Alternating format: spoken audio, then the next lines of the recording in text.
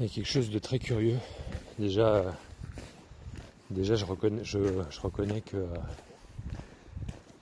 à chaque fois que je veux faire une vidéo, c'est comme une urgence. D'un seul coup, ça fait vite, une vidéo.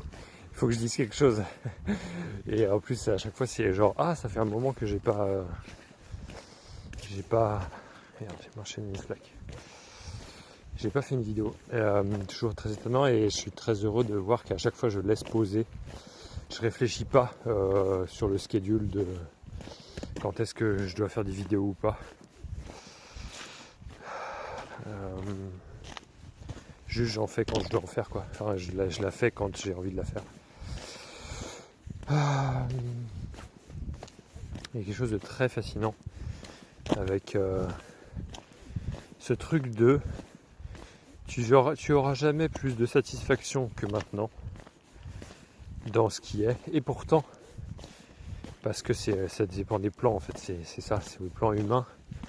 Il y a un tour de passe-passe à avoir dans le fait de savourer l'insatisfaction par exemple. C'est souvent ça qui revient.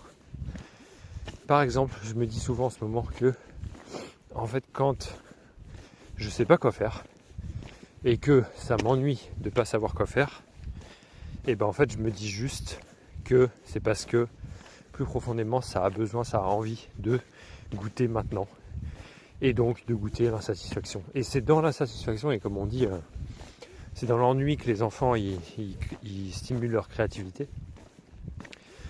Et voilà, ça émerge toujours quelque chose de oui c'est ça que je voulais faire. Mais en fait on le savait pas avant ou on l'avait oublié ou on avait oublié ce truc dans la to-do list. Et en fait souvent il y a quelque chose comme ça qui remonte en disant oui c'est ça que je voulais faire. Et le truc c'est la même chose avec la bouffe et avec le sport pour moi. Et je pense que c'est applicable à n'importe quoi. C'est genre en fait quand t'es trop sur un planning forcé, mental, etc.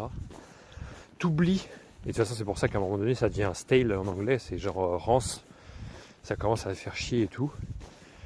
Et le corps va te faire ralentir de toute manière et te ramener vers l'instant présent. Et en fait à un moment donné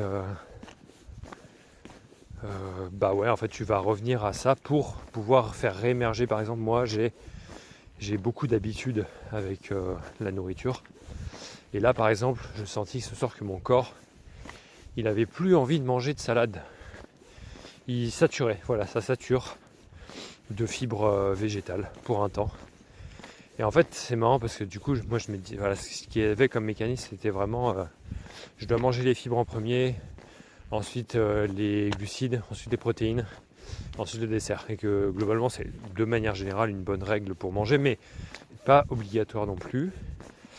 Sachant que chez moi comme j'ai un métabolisme qui marche super vite, tout ce qui peut ralentir la digestion ça me permet de ralentir aussi le mental et ça ralentit ça me permet de pouvoir aussi pouvoir faire du sport avec une glycémie qui est stable parce que ceux qui savent que quand tu fais du sport t'as pas envie d'avoir de pic de glycémie parce que notamment tu veux garder de l'énergie et voilà. Donc les fibres sont des très bons ralentisseurs de digestion et des stabilisateurs du coup de la glycémie dans le corps, le taux de sucre dans le sang. Donc voilà, ça c'est un peu la théorie, et sauf qu'en fait en pratique, en fait si tu fais ça tout le temps de manière un peu bornée, si tu manges toujours la même chose, ton corps il va se fatiguer, et dans tous les sens du terme, mais il va se fatiguer à traiter toujours la même chose. Il y a je crois que c'est une médecine traditionnelle chinoise, on dit qu'il y a besoin d'une circularité du bol alimentaire pour que le corps puisse nettoyer et qu'il ait. Enfin voilà, il y a vraiment ce côté, ça me semble intuitif que on a besoin de variété alimentaire. Et voilà, c'était pour éclairer le fait que parfois tu dois laisser tomber. Et ce soir, par exemple, j'avais pas envie du tout de manger ma salade. Et c'était marrant parce que je traversais un moment de crise de panique. Et après les crises de panique, j'ai souvent un pic de rassurement avec la nourriture. Et là, je l'ai vraiment conscientisé. Et du coup, je me suis dit non, j'attends encore un peu. Et en fait, dans ces moments-là de post-panique, j'ai tendance à vouloir manger la même chose parce qu'évidemment, c'est rassurant. et dans le même ordre. Et en fait, ce truc, ce qui est marrant, c'est que souvent j'ai une intuition pour manger un truc. Ce soir, c'était une omelette aux pommes de terre qui m'a fait très plaisir. Et en fait, le truc, c'est que autour de ça, il y a des idées du genre ah non, mais je devrais manger la salade en premier, l'entrée, plat, dessert, quoi. Et en fait, le truc, c'est que ça a activé un peu l'anxiété et le fait de vouloir en rajouter plus. De dire un repas, c'est forcément entrée, plat, dessert. Bah non, des fois c'est un encas, des fois c'était juste ça. Mais du coup, en fait, là, j'étais très heureux de manger mon riz, mes patates, qui étaient vraiment des trucs qui sont très chauds et mous. Et en fait, bah voilà, il y a un autre gars sur internet là, que je mettrai la vidéo en commentaire, qui est hyper intéressant sur ça, et il parle de vraiment examiner qu'est-ce qui vous active, vous, avec la nourriture. Qu'est-ce qui vous acidifie, qu'est-ce qui vous stresse. Et souvent, ça fait du lien avec le chaud-froid. Alors après, des fois, le froid, une salade, ça peut calmer aussi, hein, ça peut calmer une inflammation générale, du mental, etc. Ça peut faire. Enfin, quand moi j'ai envie de fraîcheur et de fibre, bah, c'est vraiment que le corps il en a marre de manger des trucs chauds et gras et liquides. Et il a besoin de consistance un peu dure, quoi, de manger un peu dur, de croquer, de mâcher. Et voilà, tout ça c'est un peu des trucs à expérimenter aussi. Et je pourrais parler d'un autre sujet aussi, c'est que en fait c'est ouf comme en ce moment c'est en train de merger, c'est en train de tout fusionner. Il y a de moins en moins de différence entre je dois prendre de la distance et je dois aller voir. Et je pense que c'est le personnage qui est en train complètement de se... Bah, je sais pas comment dire, parce que je pense qu'il va même pas disparaître. Mais en fait ça va tellement revenir à ce que je savais déjà, c'est un truc de ouf, hein. C'est toujours étonnant de voir que c'est la simplicité même. Que vraiment, j'ai eu ça cet après-midi. En fait vraiment, genre je sais pas... je me suis dit, mais effectivement, il n'y a aucun besoin d'un chemin spirituel. Genre, moi, c'est vrai que ces dernières années, ça m'a tellement apporté mon chemin que, en fait, j'en oubliais que d'une part, c'était pas vraiment un chemin spirituel. Enfin, je pouvais l'appeler comme ça, mais en fait, il n'y avait pas de forme de chemin. J'ai pu croire qu'il y avait une forme de destin, que effectivement, machin truc. Mais en fait, je sais pas, là j'en ressors et je vois à quel point. Mais en fait, on s'en fout du chemin, quoi, enfin, vraiment. Et genre, même si j'avais pas l'impression d'être prosélyte, j'admets, je reconnais que mon corps, mon mental, mon cerveau, il a commencé à dire mais l'Advaita Vedanta, c'est vraiment le meilleur truc, quoi. Genre la radicalité de la non-dualité, quoi. Et en fait, c'est tellement fort. C'est tellement fort l'éveil, mais c'est pas un éveil justement, mais bon, on prendra le mot qu'on veut, hein, parce que c'est compliqué sans les mots. Mais en fait, c'est tellement fort cela, Dieu ça me parle toujours. L'être-té, ça, c'est tellement fort, c'est tellement grand la vie, qu'en fait, vraiment tu peux, je sais pas comment dire. En fait, oui, je pense que ça me ramène à cette intuition de... En fait, il y a vraiment des gens, entre guillemets, qui vont rester dans l'ignorance jusqu'au bout, quoi. Parce qu'en fait, c'est pas une question de savoir. Mais là, je n'arrive pas à le faire avec ma tête. C'est-à-dire que, voilà, il y a quand même une comparaison en disant, il y a des gens qui, visiblement, ils sont là, ils incarnent l'amour, ils incarnent la joie, etc. Puis d'autres, c'est le métro boulot dodo, etc. Et c'est vrai que dans l'insu, dans l'inconnu,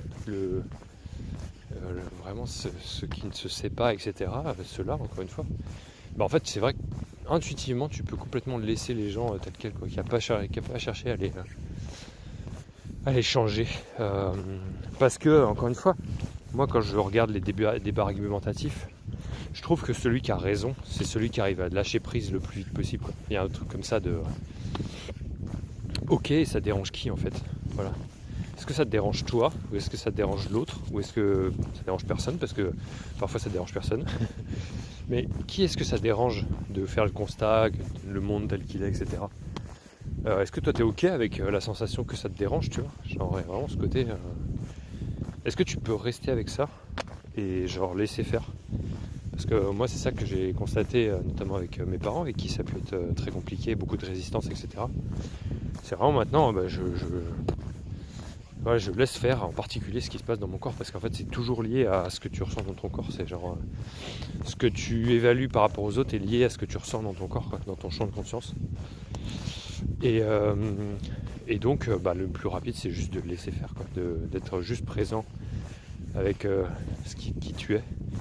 Et ça solutionne énormément de choses. J'ai vu des miracles moi dernièrement, j'ai pas d'exemple en tête à donner, enfin si ce n'est mes parents, quoi. Je constate, c'est assez genre, il y a encore des résistances à l'intérieur avec ça, mais je constate que eux et moi c'est vraiment la même chose, et qu'en fait à partir du moment où moi j'arrête de croire qu'ils changeront pas, que blablabli blablablou, que de les réduire, etc. Il y a vraiment justement une autorisation quasiment instantanée. Si j'ai un exemple à donner, c'est genre en fait maintenant j'arrête d'attendre d'avoir de l'attention de leur part. Je me demande si j'ai envie de partager ou pas des trucs sur WhatsApp ou quoi. Et si c'est ok pour moi, en fait j'envoie. Et là je prends la responsabilité de dire si j'ai aucune réponse, ce qui est souvent le cas, si j'ai aucune réponse, c'est pas que je m'en prends qu'à moi-même, mais je prends la responsabilité de dire j'ai donné mon accord pour partager ça, donc maintenant mange ton seum, mange ta frustration si en face t'as pas un retour valide de parents envers enfants, en fait.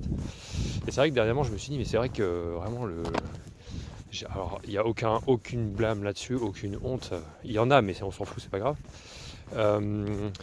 par rapport au fait que j'ai 30 ans et que mes parents en fait ils sont plus en charge d'un enfant de 8 ans, de 15 ans, et c'est vrai.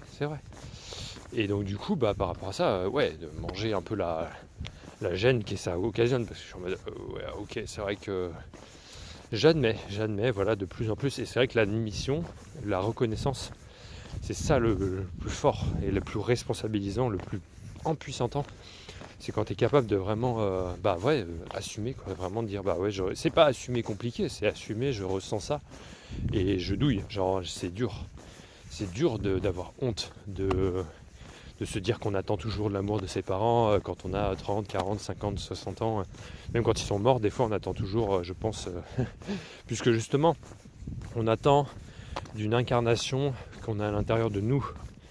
Et en fait c'est à nous de nous donner, c'est vraiment ça le truc, et je pense que la vie de toute façon nous pousse à ça, mais je me rends compte à quel point en ce moment mes parents qui sont vraiment aujourd'hui, c'est vraiment autre chose que... je peux avoir des formes de certitude mentale, mais les certitudes mentales il faut s'en méfier, encore une fois, surtout si elles font souffrir. C'est pas fiable en fait, c'est utile parce que ça fait partie du chemin et il faut pas le rejeter non plus, mais justement il faut l'explorer. Parce qu'en fait, parce que tu peux toujours constater que ce que tu vis dans l'instant présent. Moi, ce que je constate, c'est qu'à chaque fois que mes parents, on est dans la même pièce, c'est tous les quelques mois, à chaque fois qu'il y a un regroupement, je constate à quel point c'est vrai qu'il y a à côté le corps de mes parents, moi, ce que je ressens, ce que mes parents y disent, et du coup ça fait un gloubi-boulga mental de... oui, mais toi, de toute façon, tu dis toujours ça, et toi, tu fais toujours ça, et toi, tu fais jamais ça, des jugements comme ça. Et en fait, la sagesse, c'est vrai que c'est de continuer à s'asseoir avec ce qui est.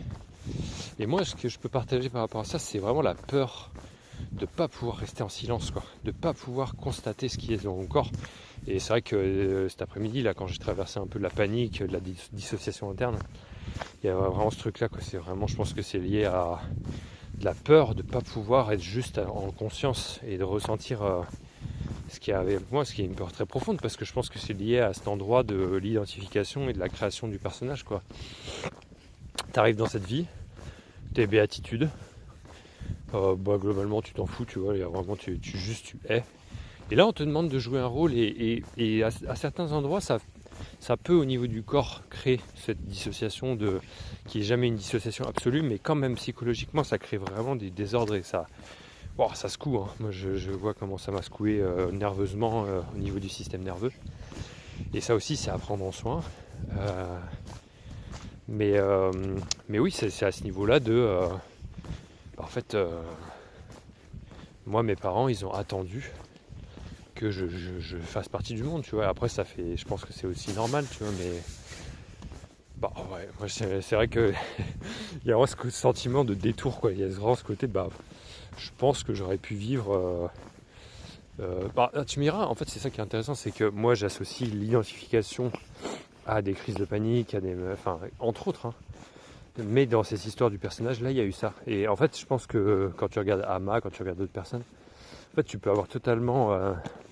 Enfin, je sais même pas si c'est une identification, mais tu peux avoir incarnation dans cette vie-là sans justement t'identifier et sans te prendre pour ce qui se passe. Vraiment, le regard continuel, quoi. Vraiment, je pense que c'est des chemins d'âme.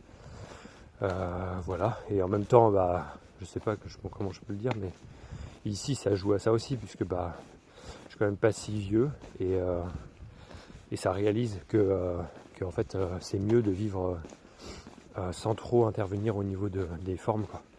C'est mieux de savourer, de s'amuser, de pas trop prendre ça au sérieux, quoi. Donc c'est bien aussi. Voilà, c'était un peu ce qu'il y avait ce soir. Ça fait du bien de prendre la parole et partager autour de ça. Je sais pas trop s'il y a d'autres choses à dire. C'est marrant parce que là je me disais, c'est les dernières vidéos que j'ai pu faire, c'était des vidéos où vraiment il y a besoin de temps pour s'installer et tout. Et là j'ai l'impression que le deliver se fait de plus en plus aisément, de manière plus fluide. Et voilà. En même temps ça peut durer la durée qu'on veut. Mais c'est ça qui est intéressant aussi, c'est à quel point plus tu avances, ça sent la lessive. Plus tu avances et plus tu peux complètement laisser le flot des paroles faire et de penser faire. Ça prend de moins en moins la forme d'une contradiction. Et c'est pour ça que tu peux jouer à la contradiction. C'est-à-dire dire une chose et son contraire dans l'instant, quoi, vraiment. Parce que toi tu vas encore plus vite, tu vas au-delà de la vitesse, tu vas au-delà du temps et de tout ça. Donc en fait tu penses, on sent très bien ce truc-là de tu es en train de dire un truc et au moment où tu es en train de le dire, tu sais déjà que tu pourrais dire l'inverse, quoi. Et ça c'est très, très fort. Voilà, du coup il y a une autorisation là-dedans parce que tu sais sur le chemin progressivement que il y a de moins en moins de bugs ou d'identification à une forme de peur de qu'est-ce que je suis en train de raconter, puisque en fait je suis en train de penser l'inverse de ce que je suis en train de dire. Parce que ça peut être du jeu, ça peut être ne pas être pris forcément en sérieuxité. Et voilà. Tout a toujours été le même, hein. C'est un truc de fou, hein. Je me dis, la façon dont je parle là n'est pas différente et je me sens intimement connecté à la personne que j'ai été quand j'étais tout petit. Et aussi, je vois que le sentiment de distance entre moi et le passé, c'est que du jeu aussi, c'est que de l'expérimentation, c'est que des petits chimistes dans la tête, quoi. Ça fait penser un peu à Elvira, cette façon de parler. C'est genre vraiment, ouais, c'est que du petit chimiste. Et c'est fou comment je constate dernièrement aussi à quel point, ça c'était beaucoup hier ou avant-hier, je crois, à quel point c'est c'est un putain de film, toujours, encore et toujours. Et quoi d'autre? Et en fait ce corps il bouge tout seul, quoi. Il y a vraiment ce côté, ça fait vachement de bien quand tu constates ça, que le corps il bouge tout seul. Et c'est vrai que là dernièrement, enfin aujourd'hui surtout, c'est une avalanche, un dégoulinement, une avalanche de une coulée de glissement de terrain, ou je sais pas comment je peux dire d'autres de manière un peu météorologique. C'est un peu une avalanche de ok, vas-y, emmène-moi, parce que j'ai l'impression de plus rien contrôler du tout, genre c'est vraiment ça fait ce que ça veut, surtout au niveau, comme je disais, du zoom des zooms, quoi. Moi j'ai pas du tout l'impression de, je sais pas, il y a des envies spontanées qui viennent. Ah mais c'est intéressant parce que je vois qu'il y a une peur de perdre contrôle là, intéressant. Et ouais, du coup je comprends de moins en moins effectivement comment ça fonctionne. Au niveau de chaque jour il y a vraiment ce côté, mais je ne peux pas me baser sur ce que j'ai vu hier quoi. Enfin en tout cas au niveau de la conscience ça bouge pas. Mais par contre au niveau de l'action, notamment du soin, au niveau du corps et de la d'un espèce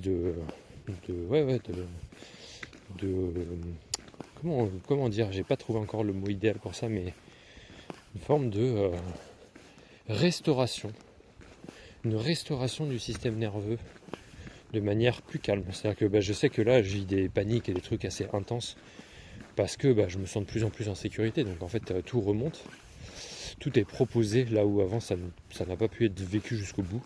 Ça, je trouve ça hyper pertinent le paradigme de en fait, dans la vie, tu es censé pouvoir vivre les phénomènes jusqu'au bout. Et en fait, quand c'est pas possible, c'est encapsulé, c'est stored, c'est enregistré dans le corps quoi.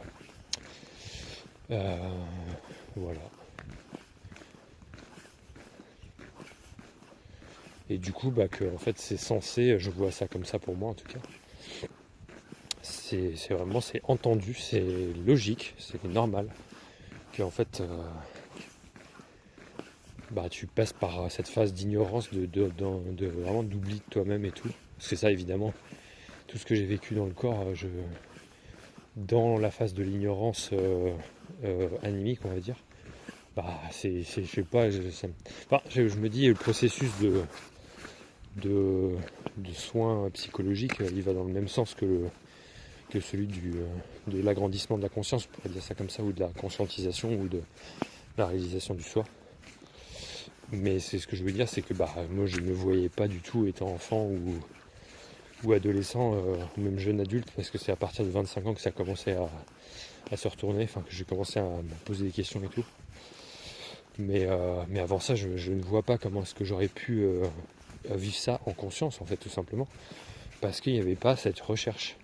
La recherche m'a permis d'une part, je sais pas, il y a eu une forme d'arrêt de la recherche à un moment donné.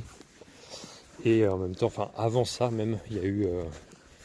ça a secoué, et ça a secoué pour justement... parce que, j'ai envie de dire, quand ça secoue, c'est toujours mieux que quand c'est là, mais en fait de manière inconsciente ou subconsciente, parce qu'en fait ça va jouer... de toute façon tu vas être déprimé, tu vas être anxieux. Pour moi l'anxiété, je sais plus à qui j'en parlais, à un ami là tout à l'heure. L'anxiété pour moi c'est tellement un mécanisme de compensation.